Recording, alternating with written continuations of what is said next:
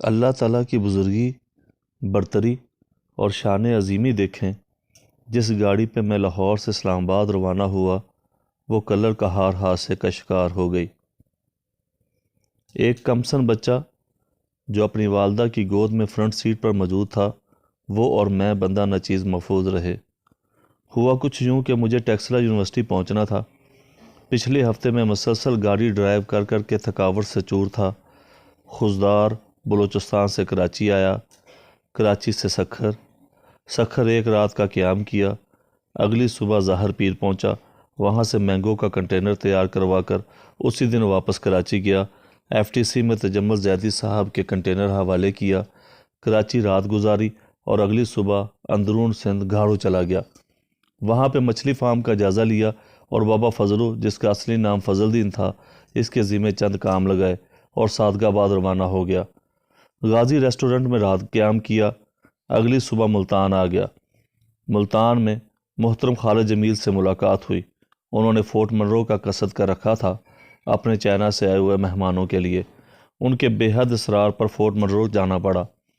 ڈیرہ غازی خان سے نکلے تو جگہ جگہ پر جلیبی کے سٹال نظر آنے لگے۔ میں نے خالد جمیل صاحب سے پوچھا کہ اس علاقے کے لوگ اس قدر جلیبیاں کیوں استعمال کرتے ہیں۔ انہوں نے بتایا، جناب شاہ صاحب، فورٹ منرو سے پہلے سخی سرور رحمۃ اللہ علیہ کا مزار آتا ہے اور زائرین باعث تبرک جلیبیاں خریدتے ہیں۔ سخی سرور کے مزار سے ہوتے ہوئے فورٹ منرو پہنچے۔ یہ علاقہ سراکی بیلٹ کا مری ہے۔ جتنی مرضی گرمی پڑ رہی ہو، یہاں کا موسم انتہائی خوشگوار ہوتا ہے۔ فورٹ منرو ایک گیسٹ ہاؤس میں قیام کیا۔ اگلے دن دوپہر ہونے تک سوئے رہے اور بلوچستان سے آئے ہوئے چند لوگوں سے ملاقات کی۔ رکنی، جو فورٹ منرو سے چند منٹ کی مسافت پر واقع ہے، چند ایک گاڑیوں کا سودا کیا۔ واپسی پر ڈیرہ غازی خان شالیمار ہوٹل میں رات گزاری۔ بائی چانس جو کمرہ مجھے ملا، اس کا نمبر 312 تھا۔ روم سروس والا جب آیا تو میں قرآن پاک کی تلاوت کر رہا تھا۔ مجھے قرآن پاک پڑھتے ہوئے دیکھ کر اس کی آنکھوں میں نمی تیرنے لگی۔ اس نے چھپانا چاہی، لیکن میری نظر پڑ چکی تھی۔ میں نے ان کی عمر کا لحاظ کرتے ہوئے پوچھا، بابا جی، آپ کی آنکھوں میں آنسو کیوں آئے؟ پہلے تو وہ کہنے لگا، نہیں بیٹا، ایسی کوئی بات نہیں، لیکن پھر اس کے آنسوؤں کی ایک جھڑی لگ گئی اور وہ گویا ہوا کہ 15 جنوری 1997 کو ایک مسافر ہمارے اسی کمرے میں ٹھہرا۔ میں جب اسے روم سروس دینے کے لیے کمرہ میں آیا تو وہ آپ کی طرح پاکٹ سائز کا اسی طرح کے نیلے کور والا قرآن پاک پڑھ رہا تھا۔ میں نے اسے نام پوچھا تو اس نے سیف اللہ بتایا۔ میں اسے کھانا وغیرہ دے کر چلا گیا۔ تھوڑی دیر کے بعد برتن لینے جب آیا تو وہ نماز پڑھ رہا تھا۔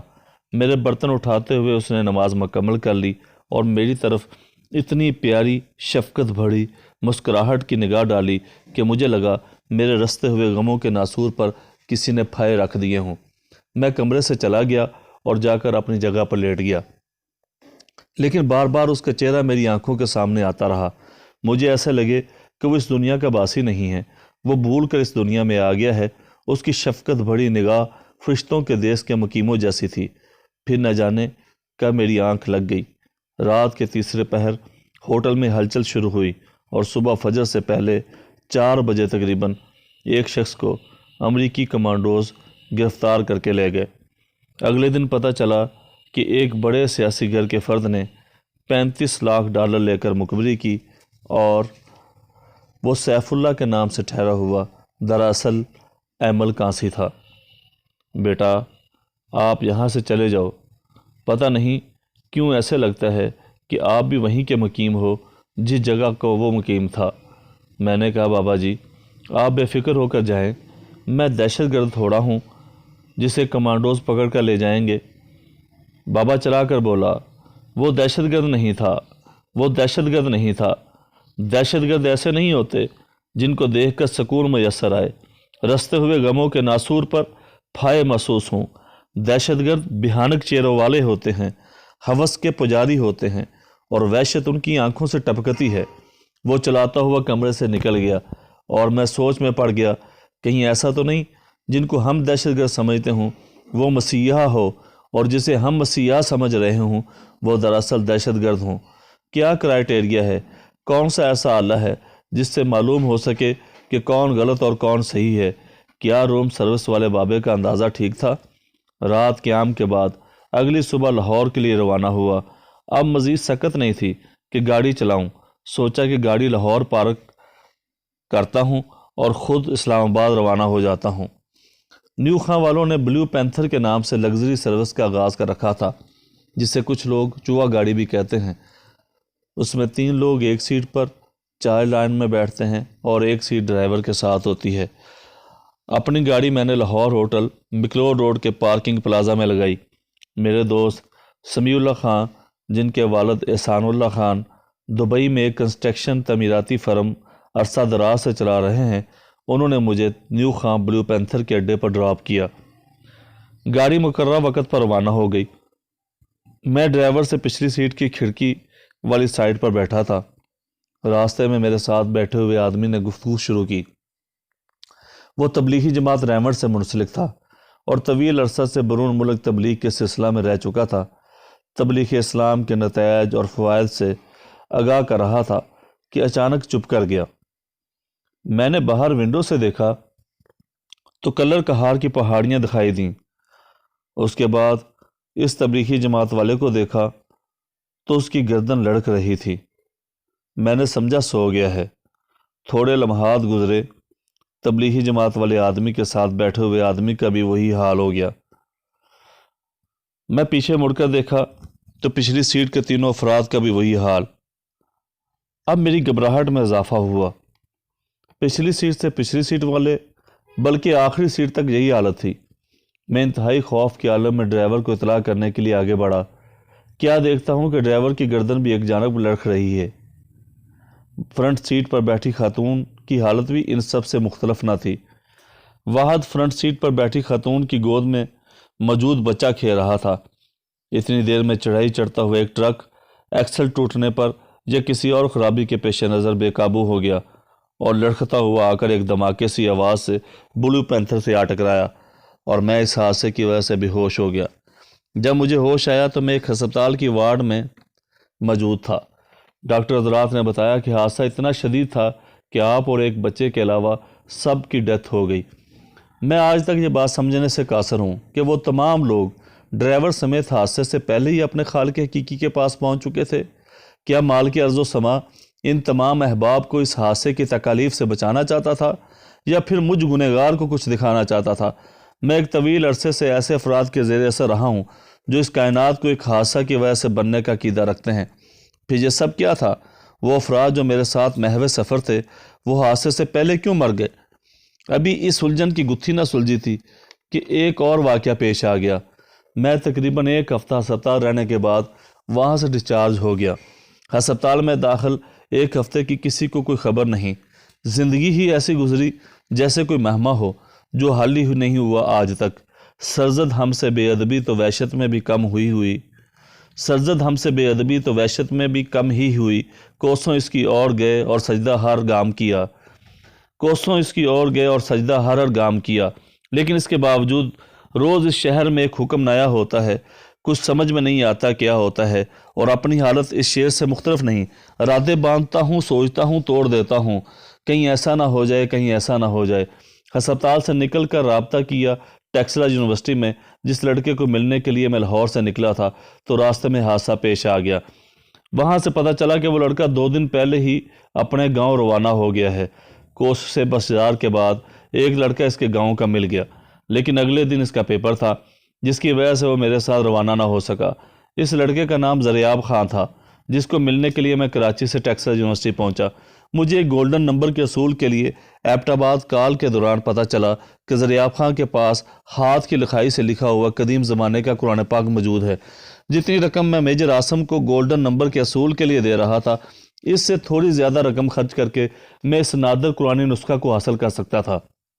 یہ بات مجھے میجر اعظم نے بتائی تھی اور میں نے زریاب خان سے اس سلسلے میں ملاقات کرنی تھی۔ موبائل فونز کے ٹاور ہر جگہ پہ موجود نہیں تھے، جس کی وجہ سے زریاب خان کے گاؤں میں سگنل نہیں آتے تھے۔ بالآخر میرے ساتھ یونیورسٹی کا ایک لڑکا اپنی بائک پر جانے کے لیے تیار ہو گیا۔ ہم زریاب کے گاؤں کا مکمل ایڈریس لڑکے سے معلوم کر کے بائک پر روانہ ہو گئے۔ ہری پور سے پہلے کوٹ نجیب اللہ کے قریب سے نالے کے ساتھ چلتے ہوئے زریاب خان کا گاؤں آتا تھا۔ نالے میں ریت اور پتھر بہت زیادہ، اور اسی نالے میں ہی ہم نے زریاب خان کے گاؤں پہنچنا تھا۔ کیونکہ واحد یہی نالہ ہی سڑک کے طور پر استعمال ہوتا تھا۔ کوٹ نجیب اللہ سے جب نکلے تو مغرب کی اذانیں ہو رہی تھیں۔ کوٹ نجیب اللہ سے نالے پر پہنچے، تھوڑا سفر ابھی طے کیا تھا کہ موٹر سائیکل بند ہو گئی۔ حتی الوسع کوشش کے باوجود بائک سٹارٹ نہ ہوئی۔ اندھیرا چھا گیا تھا اور رات بھی چاندنی والی نہیں تھی بلکہ اندھیری تھی۔ اب ہم بیچ منجھدار کے مستاق پھنسے ہوئے تھے۔ عشاء کا وقت بھی گزر گیا۔ باری باری ہر 5 منٹ بعد ہم ککس لگاتے رہے۔ موٹر سائیکل تھی کہ سٹارٹ ہونے کا نام ہی نہ لے۔ بقول میر تقی میر، بے کس ہوئے، بے بس ہوئے، بے کل ہوئے، بے گت ہوئے۔ حوصلہ ہار کر پیدل چلنے کا ارادہ کیا۔ اب معلوم پڑا کہ بائک کی ہمت تھی کہ وہ ہم دونوں کو لیے جا رہی تھی۔ راستہ ریتلا اور پتھریلا ہونے کے سبب ہم دونوں مل کر بھی اکیلی بند موٹر سائیکل کو لے جانے سے قاصر تھے۔ موٹر سائیکل گویا زبان سے کہہ رہی ہو، میں تیرے سنگ کیسے چلوں ساجنا، تو سمندر ہے میں ساحلوں کی ہوا۔ ہمت، حوصلہ جواب دے گئے۔ اسی اثنا میں نالے کے دائیں جانب سے ایک ٹریکٹر آتا ہوا دکھائی دیا۔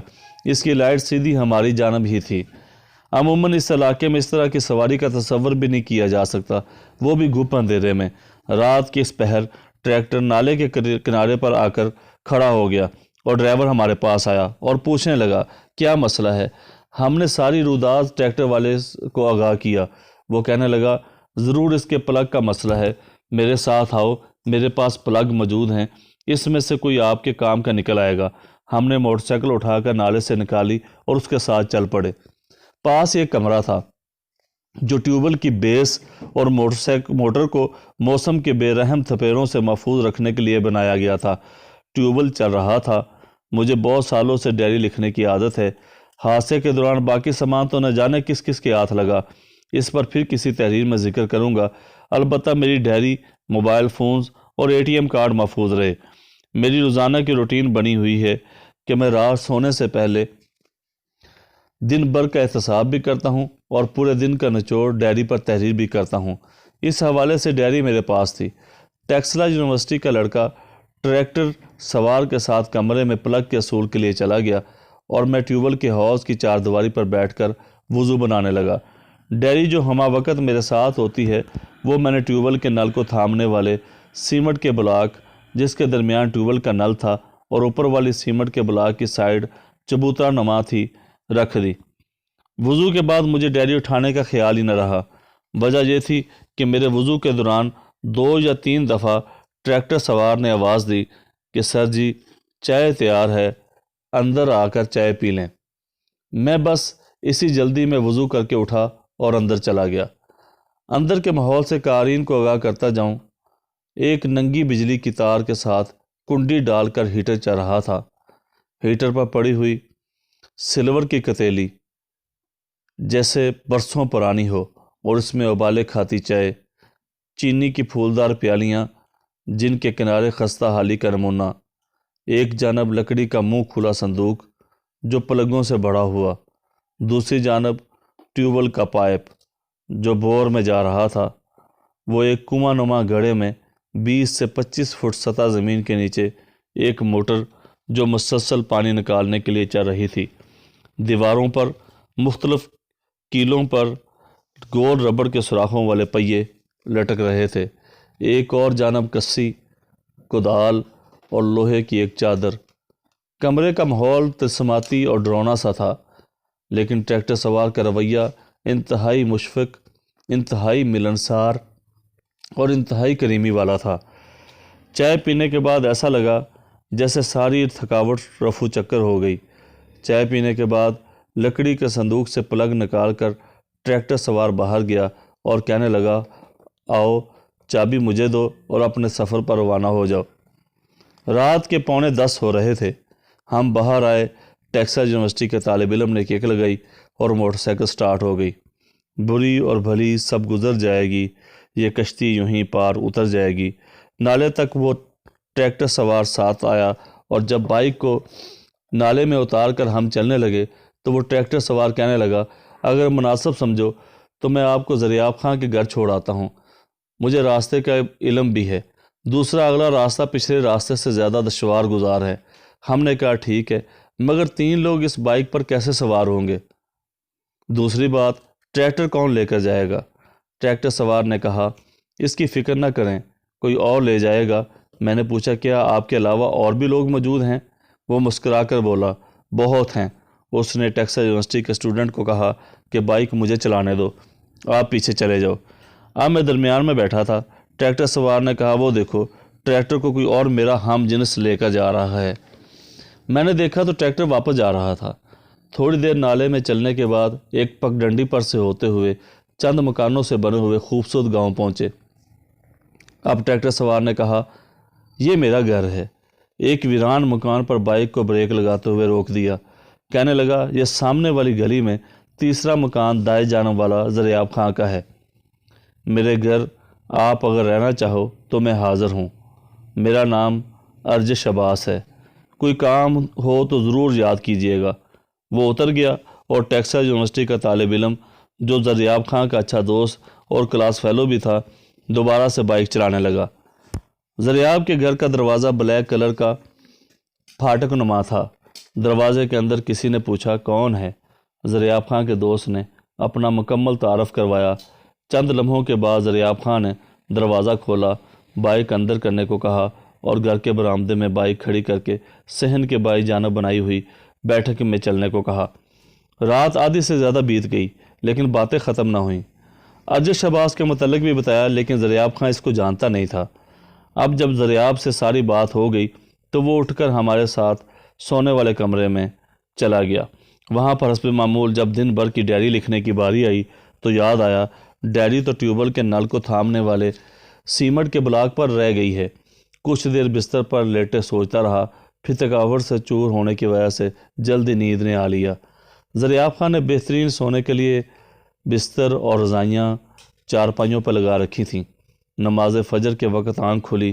زریاب کے گھر والوں نے پانی گرم کر رکھا تھا وضو کرنے کے لیے۔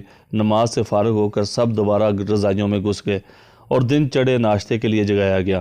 ناشتے میں مشرقی روایات کے مطابق سادہ اور آلو والے پراٹھے، دہی، لسی اور مکھن کا اہتمام، ساتھ میں پودینہ کی چٹنی۔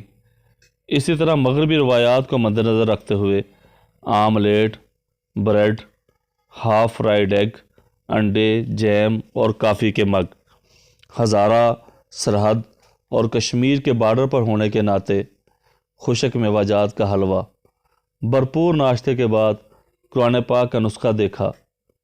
رقم کے معاملے میں مکتبہ دارالنسیہ اور دی میسج میگزین میں ایک اچھی عزت افروز پوسٹ پر معاملہ ٹھہرا۔ ابھی زریاب خان نے ضد لگائی کہ 3 یوم سے پہلے نہیں جانے دوں گا۔ ڈائری کے خیال نے زور پکڑا تو ارجش عباس کی یاد آئی۔ ارجش کے مکان کے جب ہم نے نشاندہی کی تو پتہ چلا کہ عرصہ دراز سے اس میں تو کوئی رہتا ہی نہیں، بلکہ اہل علاقہ نے اس مکان کے متعلق طرح طرح کی کہانیاں مشہور کر رکھی ہیں۔ کوئی کہتا ہے اس میں بھوتوں کا بسیرا ہے، کوئی کہتا ہے اس میں جنات رہتے ہیں، کوئی کہتا ہے یہ آسیب زدہ ہے، کوئی کہتا ہے اس گھر میں بدروئیں رہتی ہیں۔ اب ٹیوبویل پر پڑی ڈائری کی تلاش میں جب نکلے تو حدود کی حد بندی کرنے کے لیے بنی ہوئی ایک برجی پر ڈائری پڑی تھی۔ یہ وہی جگہ تھی گزشتہ رات جس جگہ پر ٹیوبویل اور وہ کمرہ جس کا ذکر پہلے آ چکا ہے موجود تھا، لیکن اب وہاں پر کوئی چیز موجود نہیں تھی۔ نشان بھی کوئی نہ چھوڑا کہ دل کو سمجھائیں، نشان بھی کوئی نہ چھوڑا کہ دل کو سمجھائیں، تیری تلاش میں جائیں تو ہم کہاں جائیں۔ زریاب بزد تھا کہ ان کے ہاں ٹھہریں، لیکن میں نے معذرت کر لی اور آئندہ پھر کبھی آنے کا وعدہ کر کے سفر واپسی اختیار کیا۔ ٹیکساس یونیورسٹی میں زریاب کے دوست، کلاس فیلو اور بائک کو چھوڑا حسن عبدال 50 صاحب میں کلیان سنگھ، جس نے ماشاءاللہ پنجابی میں ایک منفرد کتاب بھی لکھ رکھی ہے۔ ادب کی دنیا میں اس سے ملاقات ان ایام میں ہوئی جب میں نے لکھنا شروع کیا تھا۔ سیکھنے کے مراحل تو پوری زندگی ختم نہیں ہوتے، تاحال سیکھ ہی رہا ہوں۔ کلیان نے لاہور جانا تھا اور اس کے ساتھ ہی لاہور آ گیا۔ آج اس نے شرف ہم سفری بخشا تھا، اور کچھ ایسے کہ مجھے خواہش منزل نہ رہی۔ لاہور پہنچ کر کلیان سنگھ نے اپنے ماموں جو کینیڈا سے آئے ہوئے تھے ان سے ملاقات کروائی۔ ملاقات میں جو دیگر احباب تھے ان میں ویر جی، گلاب سنگھ، علی احتشام، جابر فارانی اور حسن احتشام تھے۔ ان سب کی تفصیل پھر کسی اور دن، البتہ حسن احتشام کو مل کر مجھے وہی لگا جو شالیمار ہوٹل کے روم سروس والے بابا کو مجھے دیکھ کر لگا تھا کہ تم اس دیس کے باسی نہیں ہو، لگتا ہے تم بھی وہیں کے مقیم ہو یہاں کا ہمارے پاس ٹھہرا ہوا سیف اللہ مقیم تھا۔ حسن احتشام کے چہرے پر عجیب سے اطمینان ڈھلکتا تھا، بولنے میں، چلنے میں فرشتہ صفت انسان، حیا کا مجسم اور خلق کا پیکر۔ اس ملاقات کے علاوہ چند ایک ملاقات اور بھی ہوئیں۔ ایک دفعہ تو علی احتشام بھائی جو حسن احتشام کے بڑے بھائی تھے اصرار کر کے سمن آباد آخری گول چکر کے قریب اپنے گھر لے گئے۔ گھر کا ماحول اسلاف کی سادگی کا بہترین نمونہ تھا۔ زمین پر بچھی ہوئی چٹائی پر بیٹھ کر دعوت سراج کا مزہ لیا۔ حسن احتشام سے یہ آخری ملاقات تھی۔ چند دن گزرنے کے بعد معلوم ہوا حسن پاک بھارت خاموش جنگ کے بھینٹ چڑھ گیا۔ ایسے میں فیض احمد فیض یاد آئے جو کہتے ہیں، تجھ کو کتنوں کا لہو چاہیے اے عرض وطن، جو تیرے عارض بے رنگ کو گلنار کرے، کتنی آہوں سے کلیجہ تیرا ٹھنڈا ہوگا، کتنے آنسو تیرے صحراؤں کو گلزار کریں، تیرے ایوانوں میں پرزے ہوئے پیماں کتنے، تیرے ایوانوں میں پرزے ہوئے پیماں کتنے، کتنے وعدے جو ناآسودہ اقرار ہوئے، کتنی آنکھوں کو نظر کھا گئی بدخواہوں کی، کتنی آنکھوں کو نظر کھا گئی بدخواہوں کی، خواب کتنے تیری صحراؤں میں سنگسار ہوئے۔ آج تک بے شمار نوجوان اس خاموش جنگ، جسے سرد جنگ کا نام بھی دیا جاتا ہے، کی نظر ہو گئے۔ باقی جو بچ جاتے ہیں ان کو فرقہ واریت کی بھینٹ چڑھا دیا جاتا ہے، جنت کا لالچ دے کر، حوروں کا وعدہ کر کے نوجوانوں کو مرنے اور مارنے پر اکسایا جاتا ہے۔ کفر کے فتووں کی بھرمار ہے۔ پاک سرزمین مذہب کے نام سے مقتل گاہ کا روپ دھار چکی ہے۔ درباروں، آستانوں، خانقاہوں اور مزاروں پر اندھی تقلید اور عقیدت کے مارے لوگ کسی کو بھی اپنے پیشوا، رہبر، مرشد اور پیر کی مخالفت میں کفر، بے ادبی، گستاخی اور جہنمی کا سرٹیفکیٹ عطا کر دیتے ہیں۔ اے وہ کہ اندھی عقیدتوں سے حقیقتوں کو چھپانے والو، اے وہ کہ اندھی عقیدتوں سے حقیقتوں کو چھپانے والو، محیب راتوں کی ظلمتوں میں صداقتوں کو دبانے والو، دلیلیں جھوٹی دعوے بھی باطل، سیراب آنکھوں کو سونپتے ہو، دلیلیں جھوٹی دعوے بھی باطل، سیراب آنکھوں کو سونپتے ہو، خدا کی مشعل کو تھام کر کیوں جہاں کو شعلوں میں جھونکتے ہو، خدا کی مشعل کو تھام کر کیوں جہاں کو شعلوں میں جھونکتے ہو، خدا کے امر و نہی کے آگے خود اپنی مرضی چلانے والو، خدا کے امر و نہی کے آگے خود اپنی مرضی چلانے والو، حجاز کے اس حسین دامن پہ گندے دبوں کو مت لگاؤ، حجاز کے اس حسین دامن پہ گندے دبوں کو مت لگاؤ، یہ پاک دھرتی خدا کا گھر ہے، یہ پاک دھرتی خدا کا گھر ہے، یہ پاک دھرتی خدا کا گھر ہے، خدا کے گھر میں بنا میں مذہب سروں کے مینار مت بناؤ، خدا کے گھر میں بنا میں مذہب سروں کے مینار مت بناؤ، خدا کے بندوں سے چاہتوں کے عظیم رشتے مٹانے والو، یہ یاد رکھو خدا تو بندے کے جسم میں دوڑتے لہو سے قریب تر ہے، خدا تو بندے کے جسم میں دوڑتے لہو سے قریب تر ہے، یہ دین حق پہ مسلکوں کے دبیز پردے گھرانے والو، یہ دین حق پر مسلکوں کے دبیز پردے گھرانے والو، یہ یاد رکھو کہ دین تعصب کے ہر تصور کے ہر جہاں سے بلند تر ہے، کہ دین تعصب کے ہر تصور کے ہر جہاں سے بلند تر ہے۔ اے تخت و منبر کی آڑ لے کر مہکتے گلشن جلانے والو، یہ یاد رکھو، یہ یاد رکھو، قفس کے پیروں سے خوشبوؤں کا سفر رکا ہے نہ رکے گا، قفس کے پیروں سے خوشبوؤں کا سفر رکا ہے نہ رکے گا۔ ابھرتے سورج کو اپنے ہاتھوں کی انگلیوں سے چھپانے والو، یہ یاد رکھو، افق کی دہلیز سے ابھرتا ہوا یہ سورج نہیں چھپے گا، افق کی دہلیز سے ابھرتا ہوا یہ سورج نہیں چھپے گا۔ خدائے برتر کا نام لے کر زمین جہنم بنانے والو، یہ یاد رکھو، تمہاری جنت کے جھوٹے وعدے، تمہاری جنت کے جھوٹے وعدے، یہ روندی کچلی یہ سہمی سہمی سی ایک خلقت نہیں سنے گی، یہ روندی کچلی یہ سہمی سہمی سی ایک خلقت نہیں سنے گی۔ یہ یاد رکھو، یہیں پہ ہر سوال ہوگا، یہیں پہ ہر ایک جواب ہوگا، یہیں سے اٹھے گا شور محشر، یہیں سے اٹھے گا شور محشر، یہیں پہ روز حساب ہوگا، یہیں سے اٹھے گا شور محشر، یہیں پہ روز حساب ہوگا۔ یہ سب تو ہماری اندرونی خلفشار، ہمارے فروغی اختلافات اور ملکی لیول کے معاملات تھے جن کا ذکر پچھلے چند صفات پر کرنے کی جسارت کی۔ اب آنے والے صفات پر ہمارے خارجی تعلقات پر ایک نظر۔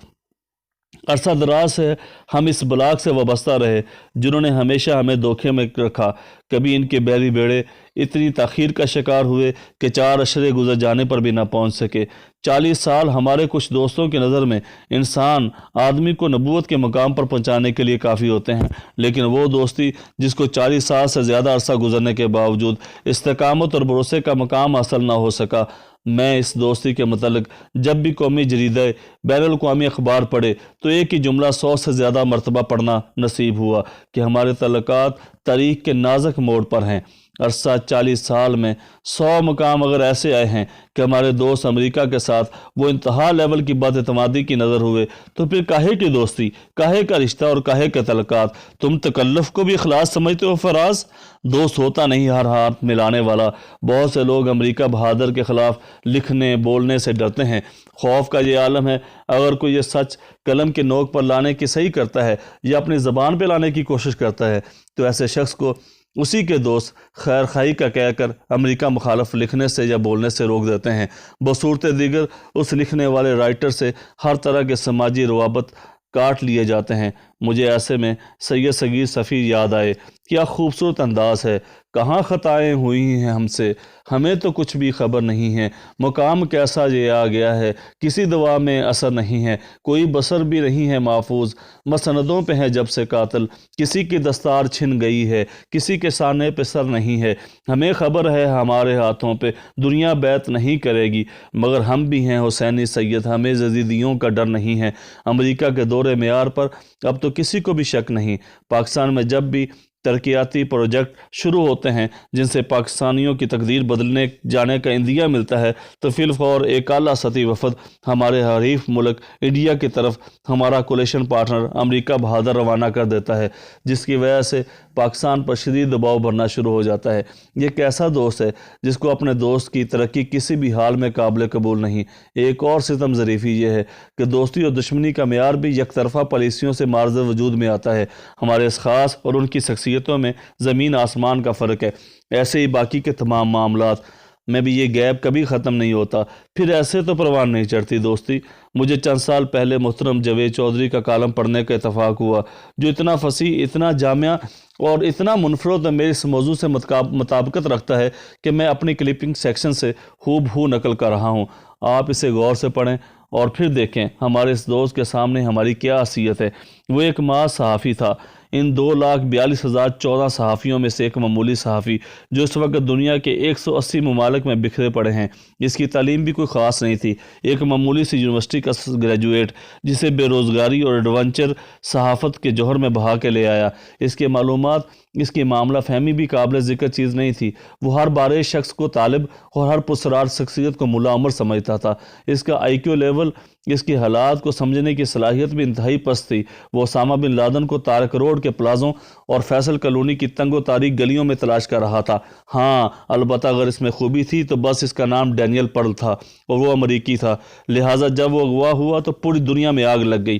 وائٹ ہاؤس اس کا مدعی بن گیا اور جارج ڈبلیو بش، ڈک چینی، رمز فیلڈ اور وینٹری اس کے لواحقین۔ وہ دنیا کے تمام اخبارات، ریڈیو، ٹیلی ویژن اور میگزینوں کی ہاٹ نیوز ہو گیا۔ اس کے اغوا کو ٹیلی ویژن اور ریڈیو کے بلیٹنز میں مجموعی طور پر 436 گھنٹے کوریج ملی اور اس پر دنیا کی 500 زبانوں میں 3.5 ارب لفظ لکھے گئے۔ جب وہ مرا تو دنیا بھر کے ذرائع ابلاغ نے اس کے لیے نوحے پڑھے۔ بش، ٹونی بلیر اور پرویز مشرف نے تعزیتی بیانات جاری کیے۔ پینٹاگون اور وائٹ ہاؤس سے انتقام لینے کے اعلانات ہوئے۔ ایری فشر نے شیخ عمر امریکہ کے حوالے کرنے کا مطالبہ کیا اور قانون کی پرانی کتابوں سے حوالے نکال کر ثابت کیا گیا کہ 1931 میں امریکہ اور مشترکہ ہندوستان کے درمیان مجرموں کو ایک دوسرے کے حوالے کرنے کا معاہدہ طے پایا تھا۔ گویا پاکستان اس معاہدے کی 16 سال بعد معرض وجود میں آیا، لیکن اس کے باوجود وہ اس کا پابند ہے۔ یہ سب کچھ کیوں ہوا اور یہ سب کچھ کیوں ہو رہا ہے؟ صرف اس لیے کہ وہ امریکی تھا، اس کا رنگ سفید تھا، اس کا نام ڈینیل پرل تھا۔ دنیا میں ڈینیل پرل کے علاوہ بھی ظلم ہوتا ہے، ڈینیل پرل کے علاوہ بھی اس کرۂ ارض پر مظلوم موجود ہیں، لیکن ان کی طرف دنیا کی نگاہ اٹھتی ہے اور نہ ہی دل میں غبار۔ دور نہ جائیے، صرف افغانستان میں جھانک کر دیکھ لیجئے۔ نومبر 2001 سے پہلے افغانستان میں 14,000 غیر ملکی خاندان آباد تھے۔ ان میں سے اکثریت عربوں کی تھی، پاکستانی اور یورپی مسلمان بھی تھے۔ یہ لوگ روسی فوجوں کی واپسی کے بعد افغانستان میں آباد ہو گئے۔ ان لوگوں نے اللہ کے لیے شاندار اور آرامدہ زندگی طرح کی تھی۔ یہ لوگ سعودی عرب، قطر، دوحہ، ابوظبی اور سوڈان کے جدید اور پرآسائش زندگی چھوڑ کر کابل کے غاروں میں آ بسے تھے۔ ان میں سے اکثر دنیا کی بہترین اور مہنگی یونیورسٹیوں کے فاضل تھے۔ دنیا کے کسی ملک میں ان کے خلاف کوئی پرچہ، کوئی کیس درج نہیں تھا، مگر امریکہ کی مدد سے شمالی اتحاد آگے آیا۔ اس نے کابل پر قبضہ کیا اور ان 14,000 خاندانوں کو مختلف کمانڈروں میں بانٹ دیا۔ نومبر 2001 تک یہ خاندان افغان سرداروں کی ذاتی جیلوں میں تھے۔ یہ سردار، یہ کمانڈر ٹیلی فون پر ان کے لواحقین سے رابطہ کراتے اور ان سے 10 لاکھ روپے فی کس طلب کرتے ہیں۔ مطالبہ پورا ہو جائے تو یہ انہیں سرحد پار بندر عباس یا مکران پہنچا دیتے۔ یہاں سے لوگ لانچوں کے ذریعے چوری چھپے اپنے اپنے وطن کو لوٹ جاتے ہیں۔ اگر سودا نہ ہوا یا لواحقین سے رابطہ نہ ہو سکے تو ان لوگوں کو بیر بکریوں کے باڑوں میں شدید سردی اور بھوک کے جہنم کے حوالے کر دیا جاتا ہے۔ پاکستان کے سینکڑوں نوجوان ان سرداروں اور کمانڈروں کو کروڑوں روپے ادا کر کے گھر واپس لوٹے۔ کمانڈر بھی ان لوگوں کو تھوک کے حساب سے ایک دوسروں کے ہاتھوں فروخت کرتے رہتے ہیں۔ ابھی پچھلے ہی مہینے رشید دوستم نے 1 کروڑ روپے میں 276 غیر ملکی خریدے۔ اب وہ انہیں آگے بیچ رہا ہے۔ یہ دنیا جو 21ویں صدی کی ہے، انہیں روشن اور مہذب دنوں میں افغانستان میں انسانوں کی منڈیاں لگ رہی ہیں۔ یہ انسانوں کے گلوں میں رسیاں اور پاؤں میں بیڑیاں ہیں۔ انسان تول کر، ناپ کر بیچے جا رہے ہیں، لیکن اس ظلم، اس زیادتی کی آواز BBC اور CNN کے حساس مائکروفونز تک پہنچ رہی ہے، نہ اسے وائٹ ہاؤس کے کان سن رہے ہیں۔ ان 14,000 خاندانوں میں سینکڑوں ہزاروں ڈینیل پرل ہیں، لیکن رمزفیلڈ، ایری فشر اور جارج بش انہیں ڈینیل پرل تسلیم کرنے کے لیے تیار نہیں، کیونکہ یہ لوگ امریکی نہیں ہیں۔ یہ لوگ اپنے والدین کی جائز اولاد ہیں اور پیدائش کے فوراً بعد ان کے کانوں میں اذان دی گئی تھی۔ آپ لوگ افغانستان کے اندر جھانک کر دیکھ لیں، وادی پنجشیر میں کیا ہو رہا ہے۔ مزار شریف، قندھار اور کابل کی غاروں کے انسانوں پر کیا بیت رہی ہے۔ بچوں، خواتین، نوجوانوں پر کیا کیا ظلم، کیا کیا ستم ہو رہے ہیں۔ یہ لوگ انسانی اعضاء کی دکانیں بن چکے ہیں۔ ان کے جسموں سے گردے نکال کر بیچے جا رہے ہیں، لیکن دنیا میں ان کی چیخ سننے والا کوئی نہیں، کوئی شخص نہیں جو ان کی آواز عالمی فورمز تک پہنچا سکے۔ ان کی چیخیں اقوام متحدہ کے بہرے کانوں، OIC کے ضمیر سے خالی بدن تک پہنچا سکے۔ دنیا ڈینیل پرل کی بیوی کے لیے تڑپ رہی ہے، اس کے آنے والے بچے کے لیے نوحہ کراں ہے، لیکن ان بچوں کے لیے اس کے پاس وقت ہے نہ ہی فرصت، جو افغانستان میں پیدا ہو رہے ہیں اور جنہیں جانوروں کی طرح خریدا اور بیچا جا رہا ہے۔ دنیا ڈینیل پرل کی لاش تدفین کے لیے تلاش کر رہی ہے، اس کے قاتلوں کے خلاف فیصلوں کے لیے عدالتیں سجا رہی ہے، لیکن ان مظلوموں کے لیے کوئی عدالت بن رہی ہے اور نہ ہی ان قاتل ان کے تلاش کیے جا رہے ہیں۔ اور دنیا ڈینیل پرل پر فلمیں بنا رہی ہے، ڈینیل پرل کی بیوی کے انٹرویو دکھا رہی ہے، لیکن ان مظلوم بچوں اور ان بے کس عورتوں کی فلمیں کون بنا رہا ہے؟ جن کوئی انٹرویو دکھا رہا ہے، نہ ہی ان کے کوئی کلپ چلا رہا ہے۔ یہاں پر سوال پیدا ہوتا ہے، بش اور رمزفیلڈ کی اس دنیا میں ہم سوال کرنے والے کون ہوتے ہیں؟ میمنے اور بھیڑیے کی کہانی میں تو ہر بار ظلم اور ظالم کا فیصلہ بھیڑیے نہیں کرنا ہوتا ہے۔ ہم میمنے تو نصیب میں کھڑے ہو کر بھی بلندی پر پینے والے بھیڑیوں کا پانی گدلا کرتے ہیں، یا پھر ہمارے آباء و اجداد میں سے کسی نے 5 سال یا 500-700 سال پہلے بھیڑیے کو گالی دی ہوتی ہے، جس کی سزا ہمیں بھگتنا پڑتی ہے۔ وقت کے اس ریلے میں، ورلڈ آرڈر کی اس دنیا میں، اب ظلم وہ ہے جسے امریکہ ظلم کہتا ہے، اور مظلوم وہ ہے جسے وائٹ ہاؤس مظلومیت کی سند دیتا ہے۔ ہم سوال کرنے والے میمنے کون ہوتے ہیں؟ لہٰذا آئیے اچھے میمنوں کی طرح سر جھکائیں اور دوسروں کے مقدر میں لکھی ہوئی سزائیں کاٹ کر چپ چاپ مر جائیں۔ اب اس سے کوئی فرق نہیں کہ امریکی صدر کون ہے، بش ہو، کلنٹن ہو، اوباما ہو، ٹرمپ ہو یا جو بائیڈن، سب کے سب کا رویہ ہمارے ساتھ ایک جیسا ہی ہے۔ ابھی حالیہ دنوں میں لوگ ہیلی کلنٹن اور ڈونلڈ ٹرمپ کے معاملے میں مخمصے کا شکار ہیں۔ یاد رکھیں، اسی طرح کی توقعات باراک حسین اور اوباما سے کی جاتی تھی جس طرح کی ہیلری سے کی جا رہی ہیں۔ امریکہ میں جو بھی صدارتی امیدوار ہوتا ہے، اسے پہلے ملک کی تھنک ٹینکرز، OIC اور ان کی CIA کے سربراہ برین انسٹالیشن اور پراپر فیڈ کرتے ہیں۔ امیدوار کو چناؤ کے بعد ان کی پالیسیوں کی مکمل پاسداری کرنا پڑتی ہے جو ان کو پہلے سے بتائی جاتی ہے۔ حسن احتشام کی شہادت کے بعد میں دوبارہ سمن آباد علی احتشام کے گھر نہ جا سکا۔ اللہ کریم اس گھر پر اپنی کروڑوں رحمتوں کا نزول فرمائے، جس گھر میں حسن احتشام جیسے گوہر نایاب نے پرورش پائی۔ ان دنوں میں علی احتشام بھائی کا جابر فارانی صاحب سے بڑا قریبی تعلق تھا۔ جابر فارانی پرنٹنگ کے شعبہ سے وابستہ تھے اور انہوں نے نسبت روڈ پر کرتاس کے نام سے ایک ادارہ بنا رکھا ہے۔ جابر فارانی صاحب انتہائی ملنسار، مہمان نواز، خدا ترس انسان تھے، تاریخ پر عبور رکھتے تھے۔ جابر صاحب کے ایک بھائی GC میں پروفیسر تھے اور انہوں نے اردو ادب کی شعرا آفاق کتابیں بھی لکھ رکھی تھیں۔ نام نہاد مذہبی افراد سے بیزاری کی وجہ سے ان دنوں تحقیقی مراحل سے گزر رہا تھا۔ تحقیق کے لیے علم کی ضرورت ہوتی ہے، اور علم حاصل کرنے کے متعلق آقا علیہ الصلوۃ والسلام کا فرمان ہے کہ ماں کی گود سے لے کر قبر کی آغوش تک علم حاصل کرو، یعنی علم کے اصول کے لیے زمان و مکان کی کوئی قید نہیں۔ جہاں کہیں پہ بھی گئے، ہر کسی کو ایک عجیب و غریب کیفیت میں دیکھا۔ نہ علم دینے والا اپنی ڈیوٹی پر مطمئن نظر آیا اور نہ ہی علم حاصل کرنے والے کو تشفی حاصل ہوئی۔ سینے میں جلن، آنکھوں میں طوفان سا کیوں ہے؟ اس شہر میں ہر شخص پریشان سا کیوں ہے؟ اسی دگرگوں کیفیت سے دو چار خود ہی لائبریریوں کا، کتب خانوں کا رخ کیا، لیکن کم علمی، کم فہمی کی بدولت جلد ہی یہ حالت ہو گئی۔ ناکام تمنا دل اسی سوچ میں رہتا ہوں، یوں ہوتا تو کیا ہوتا، یوں ہوتا تو کیا ہوتا۔ میں جیسے جیسے کتابیں گدے پر لادتا گیا، نا امیدی اور بے یقینی کے بھنور میں پھنستا چلا گیا۔ اب تو سب ہی سچے دکھائی دیں اور پھر دوسرے لمحے سب کے سب جھوٹے لگنے لگیں۔ پھر بڑھ گئی نا امیدی، اس قدر آرزو کی آرزو ہونے لگی۔ اسی دوران یہ خیال آیا کہ ایسا اس لیے ہے کہ میں نے جو خود ہی کتب بینی شروع کر رکھی ہے۔ اپنی نادانیوں پر مسکرایا اور پھر سے کسی عالم، استاد، رہبر، مرشد، رہنما، مربی، معلم کی تلاش میں نکل کھڑا ہوا۔ میں نے پہلے تو صرف اپنے آباء و اجداد کے مکتبہ فکر اور سکول آف تھاٹ کے لوگوں میں ہی اس کی تلاش جاری رکھی، ان تلاش کا دائرہ کھینچ رکھا تھا، لیکن تحقیق کے تیسرے مرحلے میں یہ قید بھی ختم کر دی۔ اب جب مختلف نظریات کے حامل لوگوں سے واسطہ پڑا تو بے ساختہ کہہ اٹھا، تو ہی نادان چند کلیوں پہ کنات کر گیا، ورنہ گلشن میں علاج تنگی داماں بھی ہے۔ اب تنگی داماں کا علاج ہو گیا، لیکن گلشن میں جس طرف بھی جائیں تو ایسے لگے ہر شاخ پر الو بیٹھا ہے۔ پھر سوچا میں کون ہوتا ہوں اس طرح کا فیصلہ کرنے والا، پر مجبور اس لیے تھا کہ جس آب و رو کی اوقات چند قطرے ہو تو اس کو پھاندنا کیا، اس میں پاؤں دھرنا کیا۔ آنے والے کسی طوفان کا رونا رو کر نہ خدا نے مجھے ساحل پہ ڈبونا چاہا، بندگی میں بھی وہ ارادہ خود ہے کہ ہم الٹے پھر آئے، در کعبہ اغروا نہ ہوا۔ اب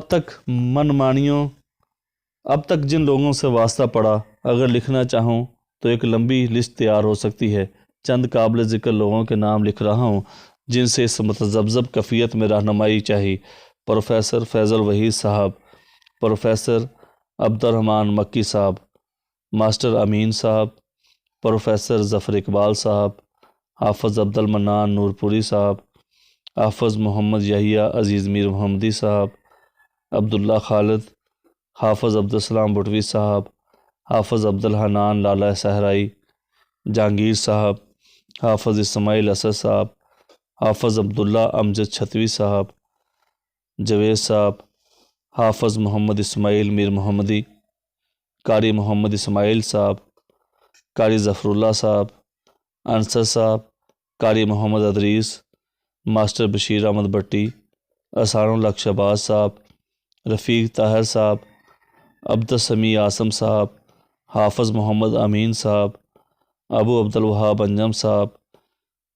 حکیم ولی احمد، استاد عبدالقادر صاحب، استاد فہد اللہ صاحب، استاد ابو موسیٰ رحمۃ اللہ، استاد نصر جوید صاحب، یوسف طیبی صاحب، عبدالرحمن زیبی صاحب، استاد ابو طلحہ ہزاروی، استاد ابو ولید، استاد ابو عمار، استاد ابو طلحہ مدثر، ڈاکٹر حارث سبحان، عبدالرحمن عابد صاحب، عبدالرحمن ثانی صاحب، حافظ زبیر علی زئی صاحب، ڈاکٹر شجاع اللہ، سیف اللہ منصور صاحب، حافظ نور الامین صاحب، صدیق الحسن صاحب، پروفیسر سیف اللہ منصور صاحب، سیف اللہ قصوری، ارشد اقبال صاحب، وسیم صاحب، اعتراف صاحب، اسلم ربانی، مسعود صاحب،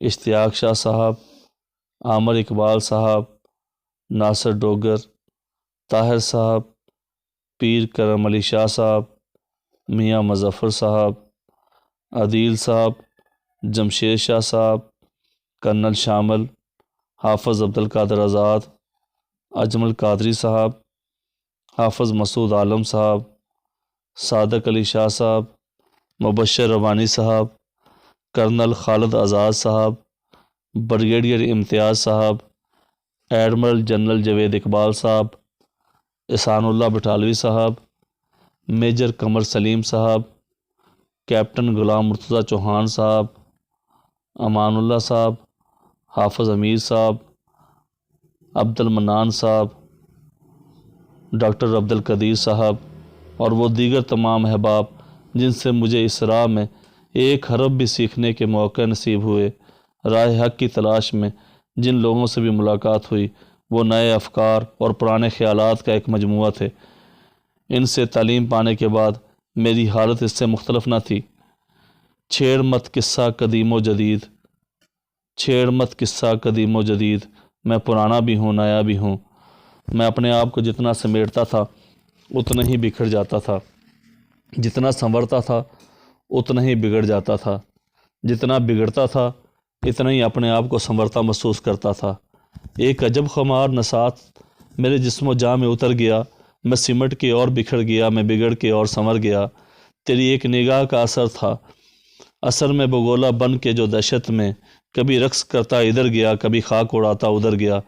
میرے دل کا کنج اماں ہے، میرے دل کا کنج اماں ہے یہ، یہاں ایک طاہر خوش نوا، کبھی آ کے نیند اڑا گیا، کبھی دے کے کوئی خبر گیا۔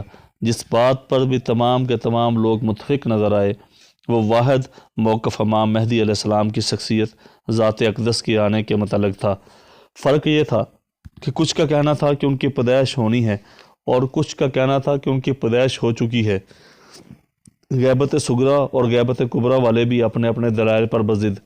ایسے میں پروفیسر احمد رفیق اختر صاحب کا ایک سوال کا جواب بڑا تسلی بخش لگا، جو ان کی کتاب چراغ سر راہ میں صفحہ نمبر 57 پر موجود ہے۔ آپ کی آسانی کے لیے سوال اور اس کا جواب آپ کو بتا رہا ہوں۔ سوال: شیعہ اور سنی مسالک میں امام مہدی علیہ السلام کی شخصیت اور ان کی آمد کے بارے میں اختلافات پائے جاتے ہیں، کیا یہ اختلاف اس فرقہ بندی کو مزید شدید کرتا ہے؟ جواب: میرا خیال یہ ہے کہ شاید یہ فرقہ بندی کی باتیں نہیں ہیں، بلکہ اثنا عشری اور اہل سنت تمام لوگ امام مہدی علیہ السلام پر اتفاق کرتے ہیں، مگر عقائد میں تھوڑا بہت ان کا فرق ہے۔ جیسے شیعہ امامیہ کا عقیدہ ہے کہ وہ نہ صرف زندہ ہیں بلکہ حضرت امام حسن عسکری علیہ السلام کی اولاد میں سے ہیں، اور حضرت امام حسن عسکری علیہ السلام کی وفات جب ہوئی وہ ایک درخت کے ساتھ ٹیک لگا کر بیٹھے اور وہیں پر ان کا دم نکل گیا۔ چونکہ اس زمانے تک بہت ساری ایسی جنگیں ہو چکی تھیں جہاں اہل بیت نے عباسی خلفاء پر خروج کیا، تو عباسی خلفاء اور خصوصی طور پر اس بات سے بڑے آگاہ تھے کہ جب تک امامین قائم ہیں، ان کی اولادیں قائم ہیں اور لوگوں کی محبتیں ان سے قائم ہیں تو ہماری مملکت میں اس قسم کی جنگیں ہوتی رہیں گی۔ اسی دور میں حضرت امام زید بن علی کی حضرت امام ابو حنیفہ کے ساتھ ایک بڑی طویل کشمکش ہوئی اور پھر حضرت زید بن علی شہید کر دیے گئے۔ تو مختصراً میں آپ سے کہوں کہ اس وقت امام حسن عسکری کے ایک فرزند تھے، ان کا نام امام محمد تھا، مگر جو ایک حدیث اس کے اوپر بھی ملتی ہے جس کے مطابق شیعہ امامیہ کا یہ قول ہے کہ وہی امام مہدی ہیں اور سر منڈائے غار میں گئے، اس کے بعد ان کو دوبارہ نہیں دیکھا گیا، یا وہ حیات ابدی اور سرمدی کے قابل ہوئے اور ہر زمانے میں وہ موجود ہیں اور زمانہ آخر میں نکلیں گے۔ ان کا ظہور یعنی ظہور مہدی کسی وقت بھی ہو سکتا ہے۔ چلیں فرض کریں میں آپ کو بات بتاتا ہوں کہ اگر ایسے کوئی امام نکل آئیں، ایک عقیدہ ہے کہ امام محمد موجود تھے، تو میں کہتا ہوں کہ اگر زمین پر زندہ موجود نہیں تو آسمان پر گئے اور شاید روح کی شکل میں تو موجود ہی ہوں گے، تو وہ زندہ ہی صحیح۔ مسئلہ اس وقت پیدا ہوگا جب ظہور مہدی ہوگا، اور اگر وہ مہدی ہیں تو پھر شیعہ کیا سنی کیا تمام ان پر ایمان لائیں گے، کیونکہ مہدی خود تو نہیں بتا سکیں گے کہ میں ابھی پیدا ہوا ہوں یا پہلے سے موجود تھا، اور نہ ہی ان سے کوئی یہ سوال کرے گا۔ تو ایسی اغلاط کے لیے ہم کلیش آف اوپینین نہیں کہہ سکتے۔ اس کو ہم یہ نہیں کہہ سکتے کہ مہدی کے لیے اختلاف رائے ہے، بلکہ امام پر یہ اختلاف رائے نہیں گنا جائے گا۔ اگر دونوں فریقین امام کے آنے پر متفق ہیں، اور فرض کرو کہ اگر امام آتے ہیں کل یا پرسوں آ جائیں اور دونوں فریقین ان کو تسلیم کر لیں، تو پھر جھگڑا نہیں رہے گا۔ اس لیے میرا نہیں خیال کہ فرقہ بندی کی اس میں کوئی بات ہو۔ میرا خیال یہ ہے approach is the problem is likely different in both the sides۔ یہ تو پروفیسر احمد رفیق اختر کا جواب تھا، لیکن ایک بات روز روشن کی طرح عیاں ہو گئی کہ جب تک ظہور مہدی نہیں ہوتا اس وقت تک امت محمدیہ کے فروعی اختلافات، فرقہ واریت اور بامی انتشار ختم ہونے والا نہیں۔ اب پوری جستجو کے ساتھ تلاش کا سلسلہ شروع کیا، جہاں کہیں نشان منظر ملتی وہیں کا رخ کر لیتا۔ ان پرخوار سفروں کے دوران جو کچھ دیکھنے کو ملا، اگر میں 2 لائنوں میں بیان کرنا چاہوں تو یہ شعر بہت پورا اترتا ہے۔ دیکھ مسجد میں شکستہ رشتہ تسبیح و شیخ، بت کدے میں برہمن کی پختہ زناری بھی دیکھ۔ اسی تلاش نشان منزل میں جو بیتی اس پر بہت جلد ایک مکمل کتاب لکھوں گا بتوفیق اللہ کے۔ ایک سفر قارئین کی دلچسپی کے لیے لکھ رہا ہوں۔ مجھے کسی نے بتایا کہ گجرانوالہ میں ایک شخص نے امام مہدی ہونے کا دعویٰ کیا ہے۔ بڑی مشکل سے اس شخص کا ایڈریس معلوم کیا۔ وہ سیٹلائٹ ٹاؤن گجرانوالہ کا رہائشی تھا۔ کراچی سے ایک لمبا سفر طے کر کے علی علیہ السلام یوسف کے ہمراہ گجرانوالہ پہنچا۔ ہر طرف سیکورٹی فورسز کا پہرا تھا، جگہ جگہ پر پولیس نے ناکے لگا رکھے تھے، وہ ہمیں آگے جانے سے روک رہے تھے۔ میں نے بہت کوشش کی لیکن سب بے سود۔ بالآخر وہ تعارف کروایا جس تعارف کروانے سے میں ہمیشہ اجتناب برتتا تھا، اور صحافت والا کارڈ بھی دکھایا۔ اب تو ماحول ہی یکسر بدل گیا۔ وہ پولیس اہلکار جو آگے جانے سے ہماری گاڑی روک رہے تھے، اب وہ ہمارے ہم سفر بن گئے۔ ہم جیسے جیسے آگے بڑھ رہے تھے، جگہ جگہ پر وال چاکنگ اور سیاہ جھنڈوں کی بھرمار تھی۔ پولیس اہلکار ہمیں اسی نام نہاد امام مہدی کے گھر کی طرف اشارہ کر کے رک گئے۔ ایک پولیس افسر نے ہمیں تاکید کی کہ کوئی بھی ایسی حرکت نہ کرنا جس کی وجہ سے ہماری سبکی ہو اور ہمیں آپ کے خلاف انتہائی قدم اٹھانا پڑے۔ ڈور بیل بجائی تو انٹرکام پر کسی خاتون نے پوچھا، تو ہم نے امام مہدی کا دعویٰ کرنے والے کا انٹرویو کا بولا۔ وہ خاتون کہنے لگی، بیٹا میں اسی نوجوان جس نے امام مہدی ہونے کا دعویٰ کیا ہے کی ماں ہوں۔ میرے سے زیادہ اس نوجوان کو کوئی نہیں جان سکتا۔ میں نے بچپن سے اس کی پرورش کی ہے۔ وہ ہرگز امام مہدی نہیں ہے، لہٰذا آپ واپس چلے جائیں۔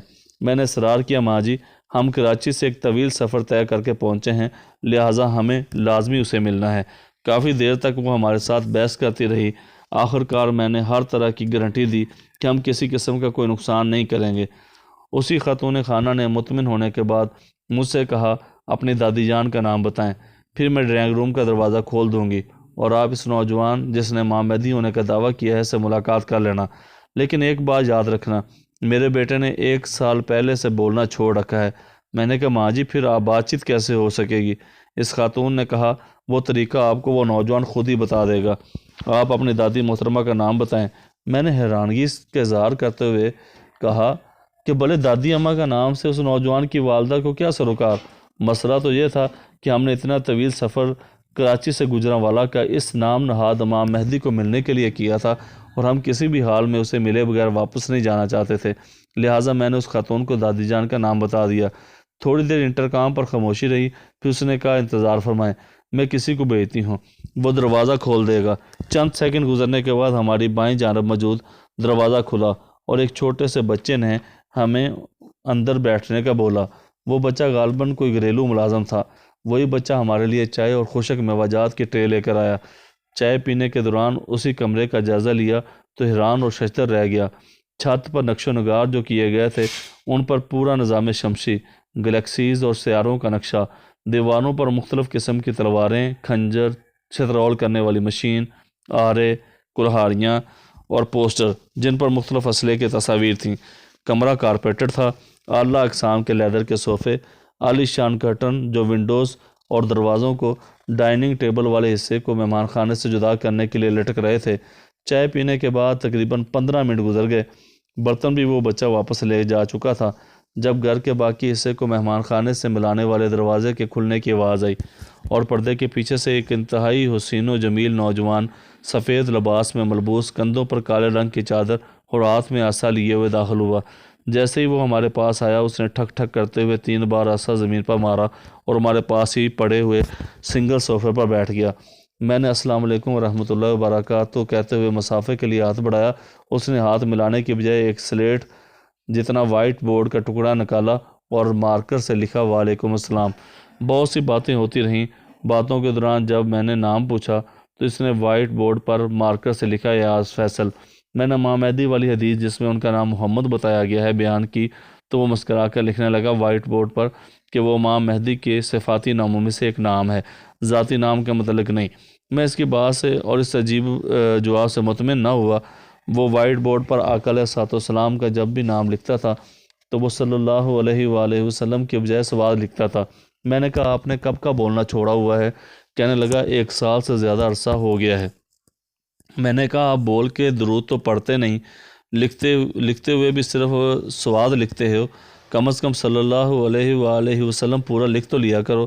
اس نے وائٹ بورڈ پر لکھا کہ آئندہ میں پورا صلی اللہ علیہ وآلہ وسلم لکھا کروں گا، خالی سواد نہیں لکھوں گا۔ پھر میں نے پوچھا، تمام انبیاء علیہ السلام نے زبان سے دعوت دے کر تمام حجت قائم کیا، ایک پیغمبر حضرت موسیٰ علیہ السلام کی زبان میں لکنت تھی تو بچپن میں زبان پر کولا رکھنے کی وجہ سے تو انہوں نے اللہ کریم سے زبان کی گرہ کھولنے کی دعا کی تاکہ لوگ ان کی دعوت کو اچھے طریقے سے سمجھ سکیں، اور آپ کیسے داعی اللہ ہیں کہ آپ نے زبان ہونے کے باوجود اس پر گرہ لگا لی اور وائٹ بورڈ کا سہارا لے لیا۔ اس نے لکھا، بولنے سے بحث جنم لیتی ہے، بحث جب زور پکڑتی ہے تو پھر تکرار ہوتی ہے، تکرار پر پھڈا پڑتا ہے اور لڑائی ہوتی ہے۔ اس لڑائی سے بچنے کے لیے میں نے بولنا چھوڑ رکھا ہے۔ یہ بات بھی مجھے اپیل نہ کر سکی۔ ابھی بات چیت سوالوں کا سلسلہ جاری تھا اور تحریری جواب بھی وائٹ بورڈ کی زینت بن رہے تھے۔ پردے کے پیچھے سے آواز آئی کہ بیٹا مہمانوں کو کھانا کھلا دو۔ میں نے کھانا ڈائننگ ٹیبل پر چن دیا ہے۔ ایاز فیصل اٹھا اور ہمیں پردہ پیچھے ہٹاتے ہوئے ڈائننگ ٹیبل کی طرف اشارہ کیا۔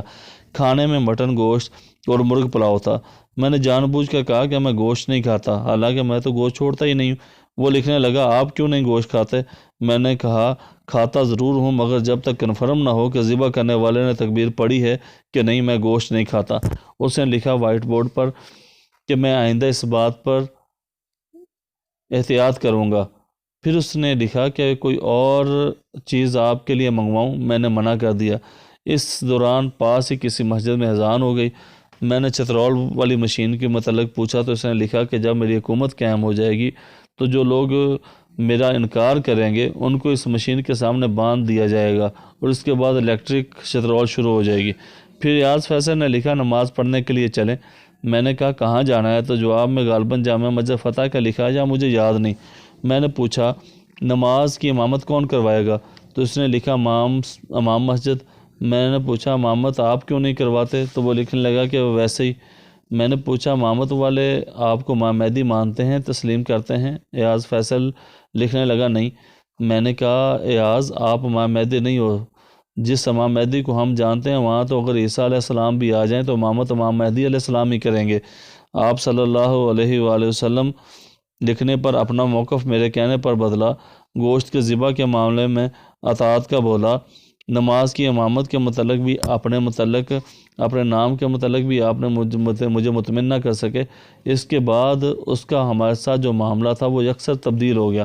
اس نے سلیٹ پر لکھا کہ اگر آپ میرا انکار کر کے باہر نکلو گے تو سڑک خالی ہوگی، کوئی ٹریفک بھی نہیں ہوگی، آپ کی گاڑی کا ایکسیڈنٹ ہو جائے گا اور جب لوگ آ کر دیکھیں گے تو ایسا لگے گا جیسے کہ اس ٹرک نے گاڑی کو کچل دیا ہے اور تم سب ہلاک ہو جاؤ گے۔ میں نے کہا آپ کیسی باتیں لکھ رہے ہیں؟ آپ عالم ہو سکتے ہیں، آپ عابد ہو سکتے ہیں، آپ زاہد ہو سکتے ہیں، لیکن آپ امام مہدی ہرگز نہیں ہیں۔ خدا را اپنے موقع پر نظر ثانی کریں، بصورت دیگر آپ اپنے ایمان اور جان کا نقصان کر بیٹھیں گے۔ شیطان نے آپ کو بہکا رکھا ہے، اللہ ہم سب کو اپنی پناہ میں رکھے، آمین ثم آمین۔ چند دن بعد نیوز پیپر میں پڑھنے کو ملا کہ اسے کسی شخص نے مار دیا ہے۔ کوئی کہتا رہا کہ ایجنسی والوں نے اسے اٹھا کر غائب کر دیا ہے۔ اللہ ہمارا حامی و ناصر ہو۔ سچ بولیں گے تو گھر میں پتھر آتے ہیں، سچ بولیں تو گھر میں پتھر آتے ہیں، جھوٹ کہیں تو خود پتھر ہو جاتے ہیں۔ آنس معین نے کیا خوب کہا ہے، ممکن ہے صدیوں بھی نظر آئے نہ سورج، اس بار اندھیرا میرے اندر سے اٹھا ہے۔ ایاز فیصل ایک باب بند ہو گیا، ہوئے مر کے تم جو رسوا ہوئے، کیوں نہ گر کے دریا، نہ کہیں جنازہ اٹھتا نہ کہیں مزار ہوتا۔ آوارگی جاری رہی، ہزار دشت پڑے، لاکھ آفتاب ابھرے، جبیں پہ دھوپ پلک پر نمی نہیں آئی، ہمت نہ ہاری چلتا رہا، کہاں کہاں نہ لٹا قافلہ فقیروں کا، متاع درد میں لیکن کمی نہیں آئی۔ اس طرح کے مزید معلوماتی ویڈیوز کے لیے ہمارے channel the message T V کو سبسکرائب کر لیں، ساتھ میں بیل آئیکن دبا لیں تاکہ ہر آنے والی لیٹسٹ ویڈیو آپ کو بر وقت مل سکے۔